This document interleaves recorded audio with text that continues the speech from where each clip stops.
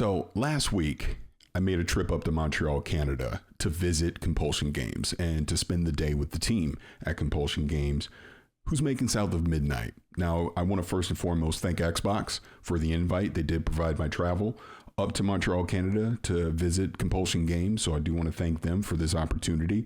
But in this video, what I want to do is kind of describe my visit up to Compulsion Games, talk a little bit about South of Midnight, and at the end, I'm going to cut to an interview that I did with the game director for South of Midnight as we deep dive a little bit more into South of Midnight itself. So I'm also going to have on the channel a video with the voice and performance team led by Ahmed Best for South of Midnight. Get to talk to both Ahmed Best, who is the voice and performance director, as well as Nona Parker Johnson, who is the mocap actress for Hazel, as well as talk to Adrienne Ray, who is the voice actress, and she did some mocap as well for Hazel, but that'll be in a separate video. So this one, like I said, we'll talk to the game director at the very end, but I just want to talk about my experience there. It was really cool because Compulsion Games is a smaller team. You know, I know a lot of people know them for making We Happy Few, but this was kind of their first time having people come to the studio and see what they were doing. And I just have to say, everybody was just so welcoming and friendly and was willing to want to talk to us that went up to the studio about the game, because for them, this is a passion project. There's a lot of love and care that they are putting into South of Midnight. Like I said, I got to talk to the game director. I got to talk to the studio head. I got to talk to the lead art director, the lead music and sound director, lead narrative design. I got to talk to people from the writing team, and you got all these different perspectives about what they're bringing to South of Midnight. And the one key phrase that I kept hearing over and over is, hey, we're a team up in Canada trying to make a game about the Deep South, right? So we need to make sure that we get the right people in place that understand that culture, that understand, you know, just everything that is the South. I mean, I'm talking the sound, the environment, the dialect, just any and everything that goes with the South. Obviously, the folklore and the legends of the South that Hazel, who is the protagonist in this game, is going to be encountering. And that was the main theme. We have to get this right. And I really appreciated hearing that sentiment. I mean, literally from everyone that I spoke to from the team. So, you know, South of Midnight itself, the documentary is out now. You can go watch that and see for yourself, you know, what I'm talking about with the team. But, you know, getting to see South of Midnight, we did not get hands-on. We got to watch the game director play about a 25 to 30 minute vertical slice of the game. It is running on Unreal Engine 4, and they are targeting 60 frames per second on Xbox. So that was great to hear. And I was actually surprised because because I had a lot of casual conversations. Again, the game director interview is an official thing, but had a lot of casual conversations from the studio head on down. And it was so funny after we got to watch that gameplay demo. I honestly thought it was Unreal 5. That's what I thought. So I just kind of casually threw that out. I go, I might be mistaken here, but is South of Midnight running on Unreal 5? And he was like, actually, no, it is on Unreal 4 because, you know, they're doing that stop motion animation. He goes, Unreal 4 allowed us to do what we wanted to do for South of Midnight. And as a result, there's no need to go to Unreal 5. If they would have gone to Unreal 5, it would have delayed the game even more. So they obviously made the right decision there.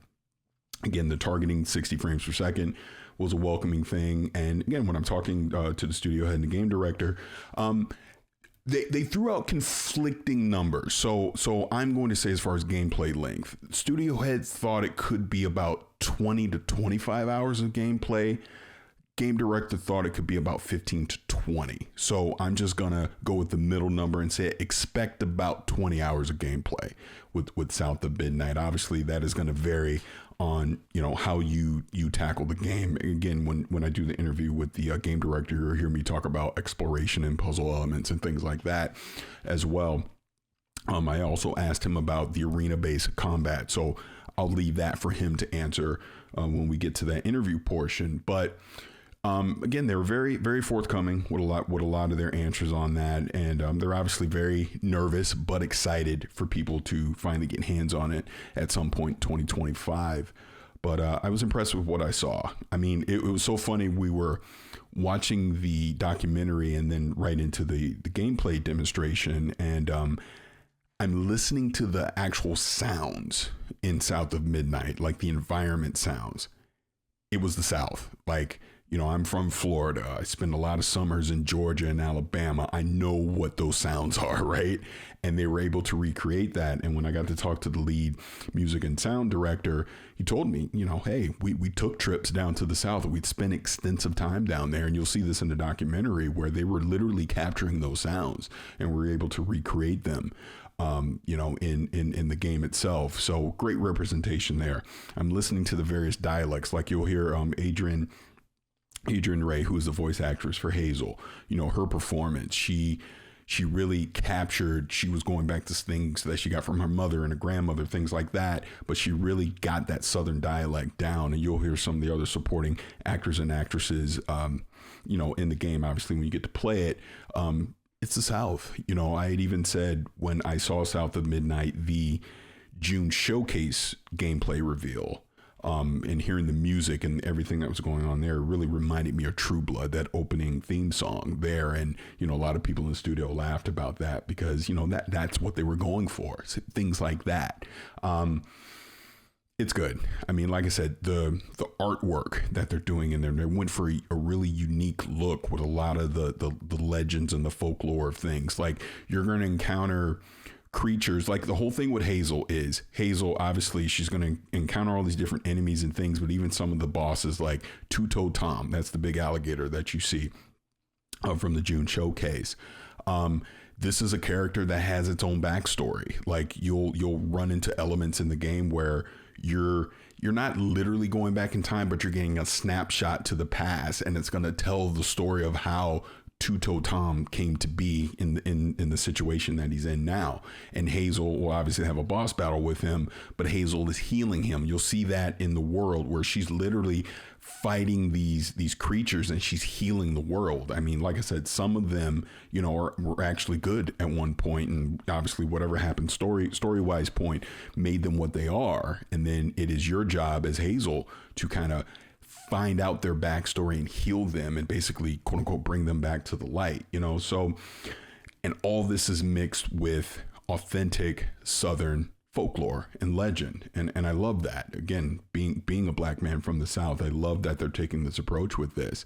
And I also love, again, like I talked about the gameplay link, because the studio head was very adamant about this, that they wanted to make something that was not overwhelming time-wise. They wanted something that you can play, that you can experience, and that respects your time. I thought that was very important too. But South of Midnight, is shaping up to be a special game. It is. Like I said, getting to sit down with the team and getting to see the passion that they have for making this game. I mean, it was crazy. I mean, we had full access around the studio while we were there. I mean, there were no, well, you can't go over here, you can't see this screen, you can't see that. We got to walk around, meet with everyone, talk with everyone. Like I said, had these casual sit down conversations, got to see, like I said, the 25 minutes of gameplay, got to see the documentary early, got to sit down with the voice and performance cast, speak to them too. It was a fantastic day. And again, I want to thank Xbox for the invite to that. Compulsion Games, you go back, I think it was 2018, it was the whole big acquisition that Xbox did when they brought them in the fold. And this is what they've been working on since that time. And this is the fruits of that labor, what we're going to get here pretty soon in 2025 with South of Midnight. So again, I'm going to cut now to an interview that I did with the game director for South of Midnight, and hope you guys can enjoy that. This is Paris. This is South of Midnight. Really looking forward to seeing more from this game. I'm sure we'll be hearing more about it in early 2025, and fingers crossed, hopefully we'll get a release date soon. So this is South of Midnight. Hope you enjoy this interview with the game director. This is Paris. I'll talk to you soon. All right, everyone, this is Paris. I am still here at Compulsion Games, and I've been here all day, and who better to wrap up the day with than the gentleman right here? So can you please introduce yourself? For sure. Hi, my name is Jasmin Roy. I am game director on South of Midnight. So we've been looking at South of Midnight all day today. Been able to talk Yep. to various members from the team. Got to watch the documentary. Got to talk to the voice cast. It's been a great day here at the studio. So I wanted to end it with you because I kind of want to dive into the gameplay demo that Yeah, you for sure. you actually were the one that was Yeah. playing when we got to go through Yeah. it. So I kind of want to go into that. So first and foremost, getting to see South of Midnight in action Yeah. was great. Loved it. Loved what we got to see. Thank you. And I found out from a technical standpoint, just so people will know, you're running this on Unreal 4. Yeah. And you are targeting 60 frames per second on Xbox. Yes. Okay, excellent. Now, in the gameplay that you were showing us, again, Hazel is the main character, and we were kind of going through a few different scenarios with her. The one that I was dying to ask you at the end of the demo, but I'm going to start this one off asking you here, was the exploration, because you showed it a little bit, Yeah. kind of going off the beaten path. So how expansive is that going to be in the game? Okay, so primarily, South of Midnight is a narrative-driven game. Yeah. It unfolds. It is Hazel's journey that Yes. unfolds as you progress through the game, and the story itself, as you'll discover once you get the game, has a huge forward momentum, right? So we wanted it to be a tight narrative that you'd go through and discover everything. But we wanted players to still be able to explore and gain a little bit more richness to it. So it is primarily a linear game that's going to have side exploration on the side. We often describe South of Midnight as a wide linear game. And that means that sometimes it's going to have, more of a very linear flow, and some of the times it opens up a little bit. It never goes into the realm of an open world, so to speak. But that's where the exploration will factor in. Some sections of the game have much more, much larger, exploration areas, while others will have mostly little mysteries you can discover across the board. And our goal for exploration was to both add environmental narrative to the experience, so that you would go, let's say, inside a house or along a path that has additional traversal and gameplay challenges. And the other reason why we wanted to have it was also because it is one of our main drive for collecting the currency you need for upgrades. Yeah. And you're gonna want to do that. Yeah. And along as you collect everything to try to upgrade Hazel, you're also going to discover, like all the vistas we created and adding that richness to it. So South of Midnight is primarily a narrative-driven game with a momentum that you're going to go, but on the side, if you explore, you will be able to discover a little bit more. No, that's fantastic because I was curious about that, like how extensive it would be, and you Yeah. answered the question, which just leads me right into the next one about the upgrade. So there is an incentive to go and explore because Yes. you're going to get the currency to be able to upgrade your character. Now, even with the upgrades, that is also more of a linear upgrade. It's not like an expansive skill tree that branches out. Right? Exactly. So what we have is that we've got different upgrades per skills that you're going to get through it. But Hazel, as what we wanted to do with Hazel was really work on her own style, her style of fighting and everything. So what you're gonna have to do is really focus on, as you progress, and depending on how much you collect or not, you're going to focus on, I want to upgrade this spell first, or this one, or this one.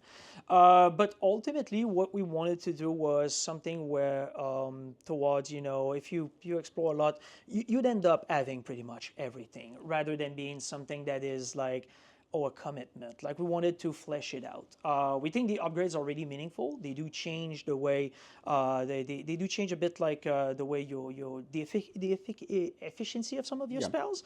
And they do sometimes comes with like little visual upgrades on them. So that's really cool. But otherwise it is not necessarily a branching talent tree or anything. The game is really narrative-driven third-person action-adventure rather than a full-fledged, let's say, RPG. Yeah. Gotcha. Now, I think I was telling you this off camera before we started. I kind of let people know that I was here and kind of seen the responses online. People were very excited about this game coming next year.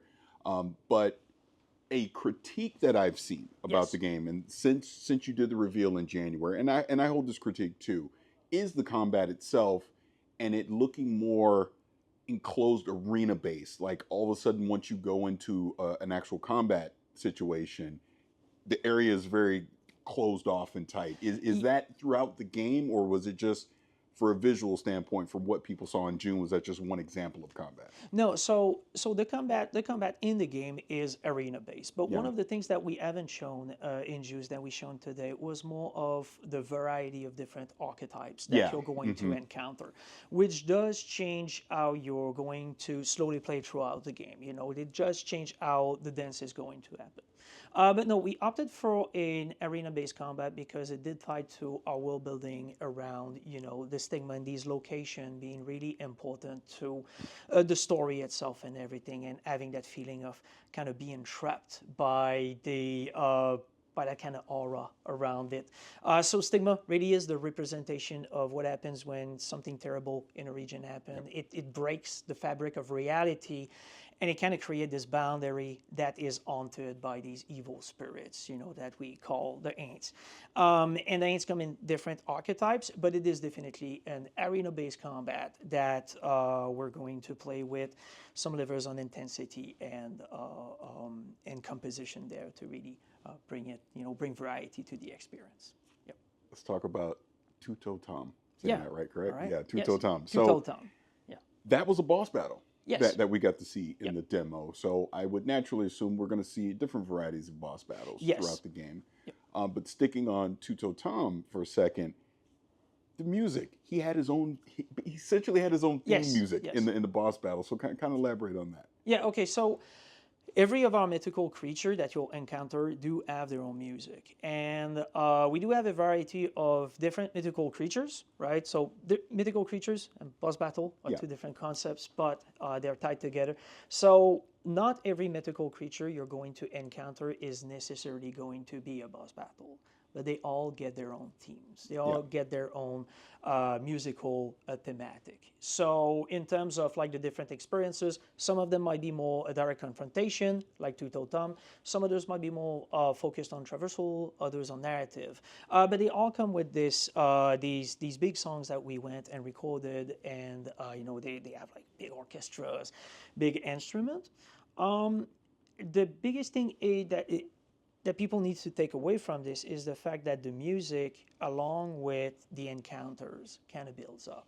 And we really wanted to add like this kind of musicality to the gameplay, where as you progress through the phase, you know, there's a new beat, there's a new part, and you kind of discover it. Of course, you'll have, you know, there's going to be like ways to listen to the song, so you know, completely without being interrupted by the gameplay. But within the gameplay, we really wanted to embed the music itself, you know, and the lyrics of the song reflects on that creature's story. It expands a little bit of what you learn on the region about that creature, but yeah, they all come with their own musical themes. Nice. Yeah. I'm looking. We're running a little short on time, so I'm gonna go a little more rapid fire here to try and get a few more things in. I have to say this though, because this was part of the boss battle with Two-Toe Tom.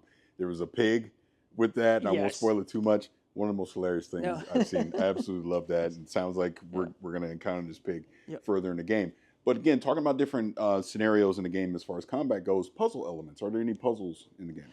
Yeah, we do feature puzzles. They all focus around Hazel's magical abilities. Yeah. We wanted, with the weaving powers, to give players the feeling that they could interact with the magical elements of the settings, really.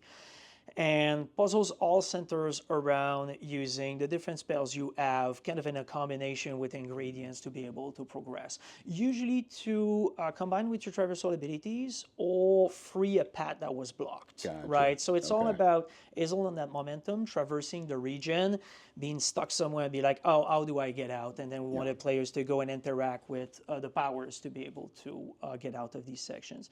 And in terms of gameplay pillars, we do have traversal, combat, puzzles, all of them kind of combines, and as you progress through the regions, really. Yep. So again, you mentioned a few times this is a narrative-based game, but one aspect that we saw, and again, I'll bring Two-Toe Tom back into this as an example, where you're unfolding his story, right? And at one point, you went into the past. So Yes. can you talk about that scenario, how that works? Okay, so you don't necessarily travel into the past, but as a weaver, as you unravel these corrupted strands that we Yeah. call stigma, it reveals visions of the past to the weaver, Yeah. and they're able to then learn what caused the creature to transform, right? And learning about that transformation, and it ties also to the other characters you'll meet around the Yeah. region, right? But learning this is really key to for a weaver to be able to heal the creature then. They need to know what caused the problem to be able to then apply the necessary process in order to heal the creature. Yeah. So, and you led me right into it, because that seems to be a central theme of Hazel's journey throughout this, going through the story of South of Midnight, is healing the world around her and the characters around her. And I know we're running short on time, but just along those lines, I'm so happy what I've seen with South of Midnight being a representative of the South, the lore that comes from the South, the music that you have in the South, some of the characters that we've got to see already, the art styles that we've seen in there. It's really shaping up to be a fantastic game. And thank you. No, yeah, of course. It's just, like I said, I wish I had more time, because there's just so much that we got to see in that demo that I think once people get their hands on this game and see it for themselves, they're going to be very impressed. But is there any final words you would like to leave for anyone that's watching this about South of Midnight? Well, we put all of our efforts into this, and we really hope that you're going to enjoy it. Really, we can't wait for you guys to get your hands on the game and really try and play it. Everybody here is super excited to finally have be able to talk about it and reveal a bit more. So and I will just say this as we end this, and I thank you for your time. Everybody that I've spoken to today from the team, they're very proud of the work that they've been doing. They're very excited. There was that anxious nervousness, first time we're getting to see it. Yeah. But everyone seems very excited and proud of the work that you've done with this game. And like I said, it's a great representative of Southern culture. So can't wait to learn more. Yeah. Thank you. Well, thank you for having me. Yeah. No. Thank you. All right. Good. Awesome. Yeah.